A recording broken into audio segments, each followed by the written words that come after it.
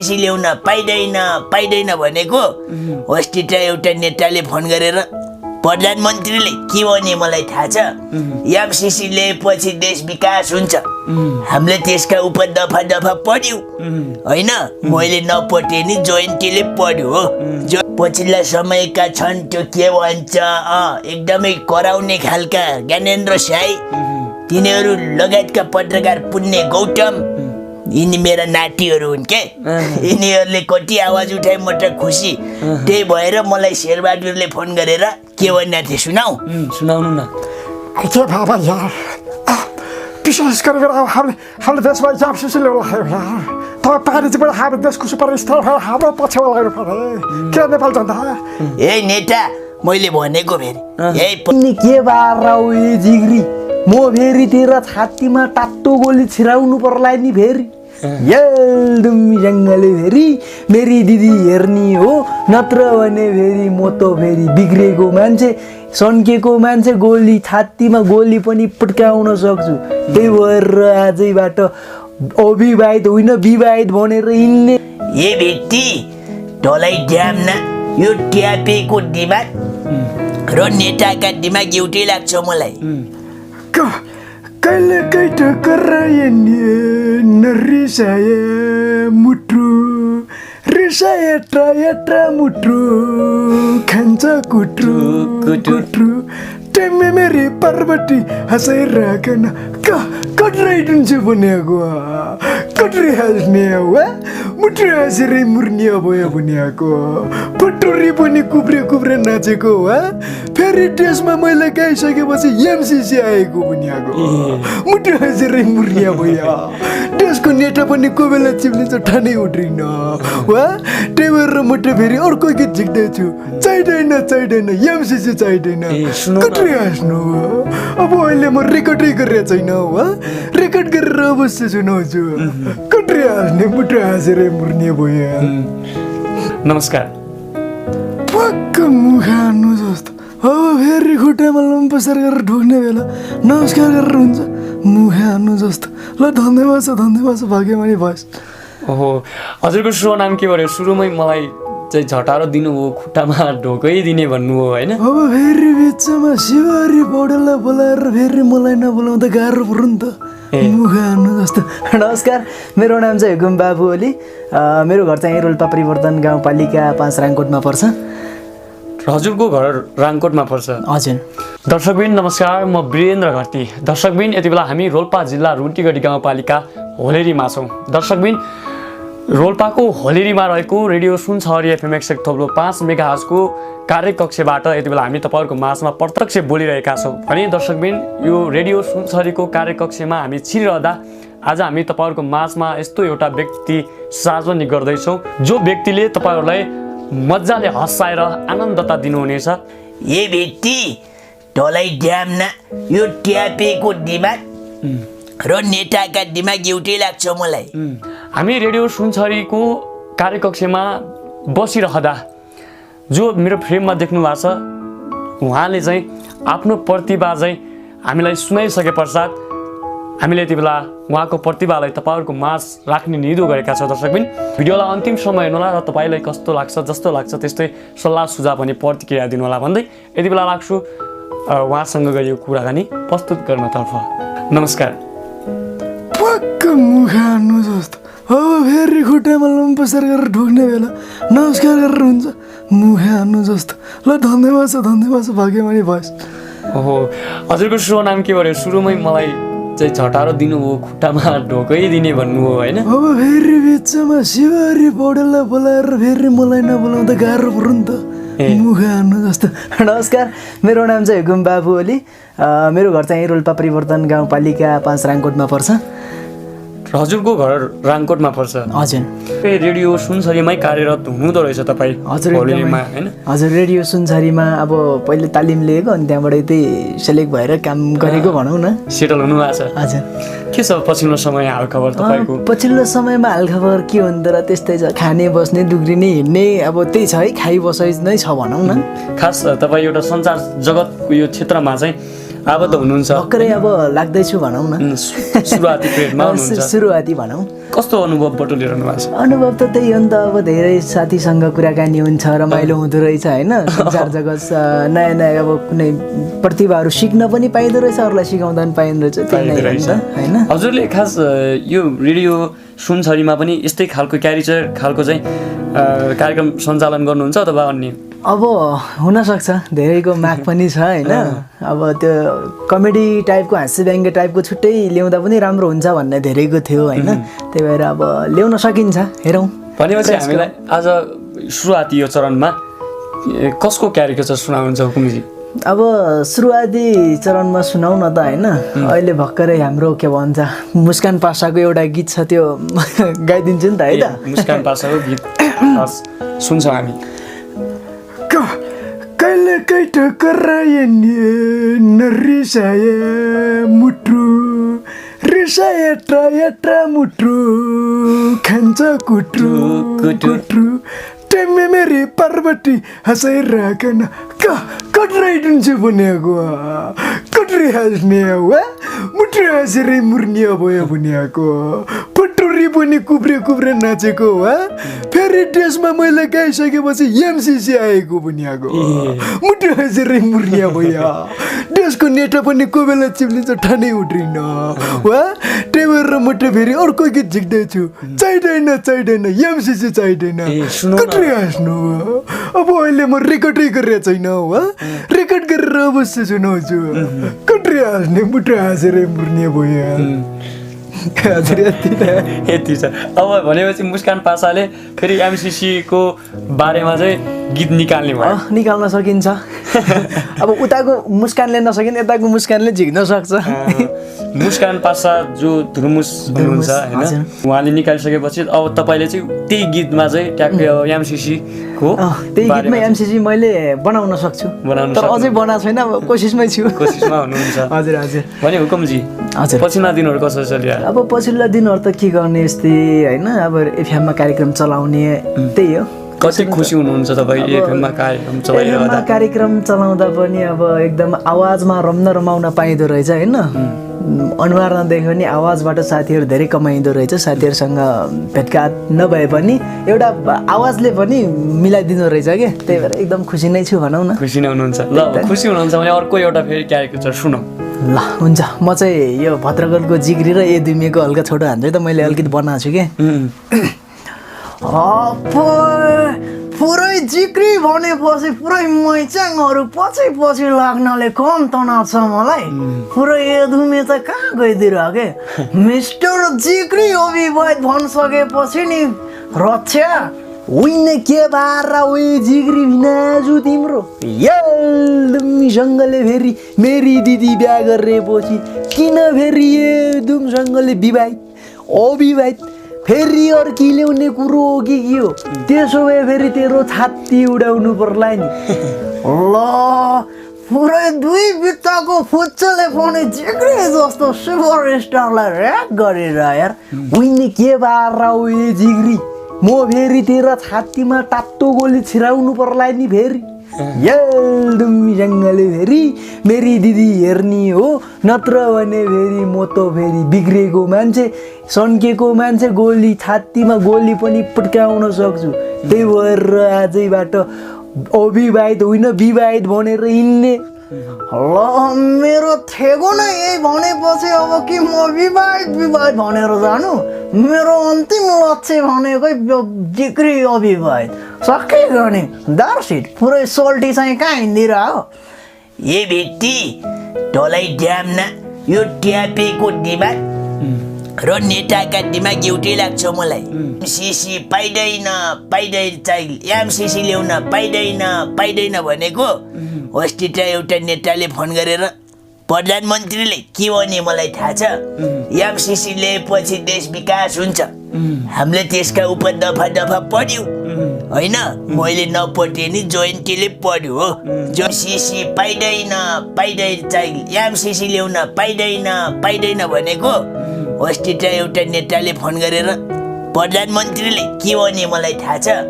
MCC ल्याएपछि देश विकास हुन्छ हामीले त्यसका उप दफा दफा पढ्यौँ होइन मैले नपढे नि जोइन्टीले पढ्यो हो जोसीहरूले किन्न लागेको रहेछ पछिल्ला समयका छन् त्यो के भन्छ एकदमै कराउने खालका ज्ञानेन्द्र साई तिनीहरू लगायतका पत्रकार पुण्य गौतम यिनी मेरा नातिहरू हुन् के यिनीहरूले कति आवाज उठाए म त खुसी त्यही भएर मलाई शेरबहादुरले फोन गरेर के भन्ने थिए सुनाउनु न के बाबा यार विशेष गरेर अब हामीले देशमा एमसिसी ल्याउनु यार तपाईँ पार्टीबाट हाम्रो देशको सुपरस्टार भएर हाम्रो पछ्यौँ लाग्नु पर्यो के नेपाल जनता ए नेता मैले भनेको फेरि ए प्रधानमन्त्री पाडी शर्मा श्री शास्त्री भनेपछि नेपाली जनताको मन मुटुमा बस्ने मान्छे हो त्यही भएर यस्तै एमसिसी हामीलाई चाहिँदैन भनेको विशेष गरेर अब हाम्रो त देशका लागि कहाँ बेच्न लाग्यो यार हामी 7 सालदेखि हामी सत्ता चलाएको त्यो भएर अहिले हामीले नेपाली जनता गाली गरेर हाम्रो पुतला जलाएर हाम्रो पनि कहाँ मन छ यार देशमा भनेर भनेछन् के अनि त्यस बित्तिकै फेरि अब केपी ओली त अहिले छैनन् त्यही भएर केपी ओलीले अर्कै पार्टी राख्दैछन् मलाई ताजुब लाग्छ मलाई आश्चर्य लाग्छ मलाई बडो हँस्यमा लाग्छ क्यामराम्यानको आँखा क्यामरातिर गाडिदिँदा मलाई र यता हुँ गर्दा उदेक लागेर किनकि अहिले माधव कुमार पिउसो साँधेसँग जुझ्न थाल्छ पिउसोले जित्छ कि साँधेले जुझ्छ आफैले मनन गर्ने कुरा हो त्यसको प्रधानमन्त्री भइसकेपछि अहिले महापासेको सरकार भनेर मैले नाम राखिदिएको छु महापासे आफैले बुझ्ने कुरा हो महापासेको सरकारले गर्दाखेरि हाम्रो इज्जत चाला जस्तो छ नेपाली जनता पब्लिक अहिले केपी बा जिन्दाबाद पहिला केपीले केही पनि गर्न सकेन भनेर भन्ने मान्छे अहिले केपी बा जिन्दाबाद किनकि केपी बाले एमसिसी पारित गर्ने होइन भनेर भनिरहेको छ देशमा नयाँ आयाम चालौँ नयाँ समृद्धि विकास गरौँ कोही पिउसो गराउँछ कतै झागिरी गराउँछ कतै वैद्य गराउँछ कतै डाक्टर गराउँछ त्यसकारण अहिले यो प्रचण्डजी मापासेका सरकार भनेर सबले बुझिहाल्नुहुन्छ KP Sharma Oli is the best KP Sharma Oli भनेर नेपाली जनताले नारा लगाइरहेको छु म अब खुसी छु अबको 10 वर्ष जति म खाने मैले हो सेरे अब भागी हुन्छ पालुवाटार मेरो देश मेरै हो त्यही भएर केही पनि छैन एमसिसी पारी चाहिँ गर्नु दिनु हुँदैन भनेर देशका जनता पनि उठिसकेका छन् यो सुन्ने बित्तिकै फेरि मोहन वैद्य पनि हाम्रै पक्षमा चिज के भन्दा चिज भइसकेपछि गम्भीर प्रकारको कुरा हुन्छ हेर्नुहोस् है यो एमसिसी विरुद्ध आवाज उठाउन भनेको नेपाली जनताको एकदमै ठुलो हार हुन्छ हेर्नुहोस् अब त विदेशीको सरकारबाट हामी चल्ने खालको होइन त्यही भएर हामीले एमसिसी पारित गर्नु हुँदैन किन देशमा अलिकति नेपाली जनतालाई फाइदा हुने हित आकाङ्क्षा हुने काम गर्नुपर्छ भन्ने मेरो भनाइ हो र पनि नेताहरूको विजत गर्ने अहिलेका मापासे सरकारले गरेछ भन्ने हुन्छ हेर्नुहोस् है मैले त बोल्ने हो म सरकारको केही पनि होइन हानिदिने हो हामी त त्यो छाती उडाइदिने भन्थ्यो त्यस्तै हामी छाती नउडाइ तातो गोली उडाउन सक्छौँ हेर्नुहोस् है ल निकै राम्रो क्यारेक्टर सुनाउनु भयो त्यति राम्रो त होइन अलिकति घाँटी पनि नखुल्या जस्तै भयो क्या ल यहाँ दर्शकहरूलाई के अवगत गराउन चाहन्छु भन्दा पछिल्लो समय यो एमसिसीको विरुद्ध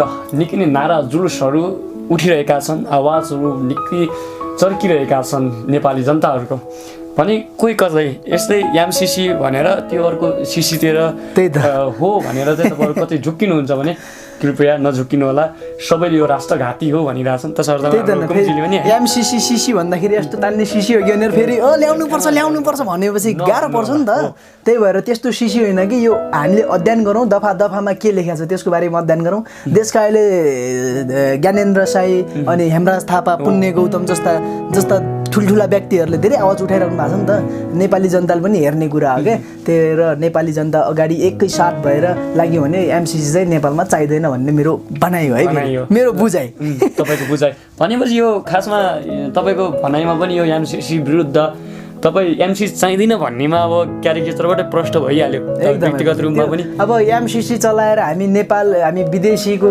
शासनमा चल्नु त कसलाई मन हुन्छ र होइन। कतिको बुझ्नु भएको छ यो विषयमा? एमसिसीको बारेमा त अलिअलि बुझ्या जस्तै हो, बुझेर नै बोल्या हो होइन। फेरि कहिले जेलैमा भन्न पनि आउन बेर छैन यहाँ। त्यही भएर गाह्रो छ अहिले। गाह्रो छ भनेपछि कोही पनि नझुक्किनु होला र यो एमसी विरुद्ध सबै हामी एकजुट भइ लाग्यौँ भने यो एमसिसीलाई भगाउन सक्छौँ होइन हुकुमजी? त्यही त नि अब एमसिसी फेरि अलिकति यस्तो तान्ने व्यक्तिले सिसी होला भनेर त्यस्तो गर्ला नि मैले भन्दै है फेरि। ठिक छ भने हुकुमजी, हजुर तपाईँ यो संसार जगत क्षेत्रमा बाहेक अन्य कुन पेसामा चाहिँ आबद्ध हुनुहुन्छ? अन्य यस्तो म स्टुडेन्ट पनि हो, त्यहाँबाट सञ्चारकर्मी पनि हो, अनि अलिअलि सिरियल खान लगाउने कलाकार पनि हो है फेरि। अहिले हाम्रो यही रोल्पामा के साह्रो हो भन्ने सिरियल चलिरहेछ। त्यो सिरियलमा पनि अब एउटा कालेको रोलमा होइन, अब मलाई यस्तोमा र त्यहाँमा त धेरै अन्तर छ होइन। कालेको रोलमा मैले गरिरहेको छु। हाम्रो के साह्रो भन्ने चाहिँ चलिरहेको छ, 5 एपिसोडसम्म गयो। अझै माया ममता पायो भने अझै बढ्न पनि सक्छ होइन। त्यही भएर त्यही हो, अब 2-3वटा कामलाई हेरिरहेको छु। अब उता पढाइ यता सञ्चार क्षेत्रमा पनि हुँदैन, उता अब हास्य कलाकार पनि बनाऊ कि भन्ने इच्छा लाग्यो होइन। भविष्यमा के गर्ने छ? भविष्यमा अब एउटा गएर माइक थडाएर होइन अरूलाई हँसाउने व्यङ्ग्य हान्ने हो। खासमा नायक बन्ने इच्छा हो, तर अब नायक फाइट हान्न नसके पनि मुखार बिन्दुबाट भोइसबाटै नै हँसाउन चाहिँ सकिएला भन्ने इच्छा। के साह्रो सिरियलबाट तपाईँ कतिको माया पाइराख्नु भएको छ कुमजी? के छ प्रतिक्रिया तपाईँको लागि कालेको लागि? कालेको लागि ठिकै छ, किनकि काले अनुहार होइन हँसाउँछ भन्ने चाहिँ छ। काले चाहिँ नछुटे पनि ठिकै छ भन्ने कुरा छ। त्यो अब काले अब त्यस्तै हो नि त, काले भर छैन कहिलेकाहीँ होइन। त्यो काले अब ज्ञानबहादुर काले कोहीले विश्वास गर्दैन नि त, त्यही ज्ञानबहादुर काले राखेको छ। अब हल्का त्यसको भूमिका पनि दिउँ न त कस्तो रहेछ भने हुकुमजी। अर्को क्यारिकेचर सुन्छ हामी, मेरो ज्ञानबहादुर कालेबाट सुरु गरौँ न ल। हस् साललाई अब यस्तो पत्रकार जस्तो मान्छेले म ज्ञानबहादुर कालेसँग यस्तो कुरा गर्न सुहाउँछ? म त अनलाइन क्लास पढ्ने रुखमा बसेर अस्ति अनलाइन क्लास पढ्ने केटीलाई आई पिपल पाते यु सिधै सर्टकटमा भनिदिएको आई पिपल पाते यु। अनि यस्तो ज्ञानबहादुर काले ज्ञान त फाला छ नि त मेरो। त्यही भएर ज्ञानबहादुर काले काले काले अर्को मन कतिखेर मुटुभित्र हाले सिसी त चढ्दैन, त्यही पनि ज्ञानबहादुर काले साइला दाईको भाइ हुन् त म। साइली भाउजू कतै बिपत्ता गाह्रो छ यहाँ। त्यही भएर एउटा केटी पठाउँदैछु, मेरो बिहामा चाहिँ आउनुपर्छ है फेरि। म फेरि त्यो सिसी पिसी अब के भन्छन् कोक्लास्टिक फ्यान्टास्टिक के म सबै खुवाइदिन्छु। ज्ञानबहादुर काले ज्ञान फाल्छ यस्तो टाइपको थियो। यो टाइपको तपाईँको के साह्रो सिरियलमा चाहिँ तपाईँको क्यारिकेचर होइन? हजुर। भने अन्य अब अन्य एउटा जनावरहरूको पनि अवस्था हुन्थ्यो होइन। त्यही भएर अब जस्तै एउटा टुन बजाउनु आज नाक खुलेको छ कि छैन मलाई नि थाहा छैन। टोन बजाउनु त आज अलिक गाह्रो परेछ हो। एउटा टुन बजाउँछु, तपाईँले चाहिँ चिन्नुपर्छ ल।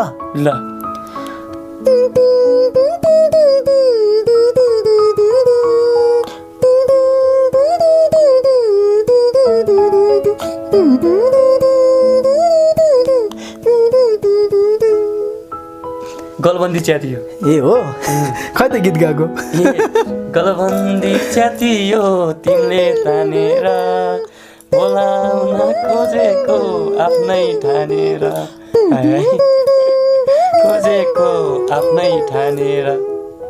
यस्तो टाइपको। आज चाहिँ अलिकति यो अलिक बेग्लै बस्दै होइन। आज बाहिर चिसो भयो हुनाले हाम्रो चिसो छ नि त यस्तो। यो मात्र कि अन्य कुनै बाजाहरू पनि बज्छ यो ठाउँबाट? बाजाहरू बज्छ यहाँबाट, मादल बज्थ्यो होइन।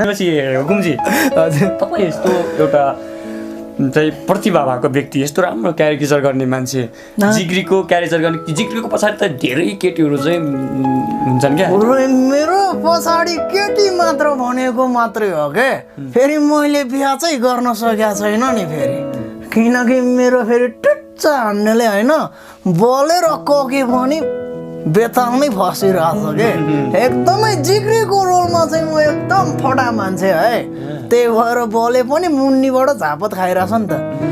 ए आमा हो बरु फिल्म बनाम मुन्नीलाई मिलाइदिन्छु बरु मलाई 5,000 दिनुपर्छ नि कुरो हेर न त्यहाँ मुस्केको मुन्छेले यहाँ कस्तो मुन्नी नपाएर पिडा परिरहेछ आफू भने मुन्नी दिन्छु भनेर मुस्किरहेको फेरि म त कस्तो रिस उठ्छ भनेको कुरो अलिक मुनिलाई मिलाइदिने कुरा हो त्यसमा जिग्रीलाई तपाईँलाई ए ल हुन्छ सपनामा भन्नु नि त फेरि हुकुमजी हजुर। अब थोरै हामीलाई यही एमसिसी को बारेमा विषयवस्तुलाई जोडेर थोरै क्यारिकेचर सुनाइदिनुहोस् त्यसपछि हामी छुट्टिन्छौँ ओके ल अब एमसिसीको बारेमा अब ठिकै छ एमसिसीको बारेमा अब हाम्रो नेताहरू पनि धेरै हुनुहुन्छ होइन अब उसले माधव कुमार नेपालले के भन्नुहुन्छ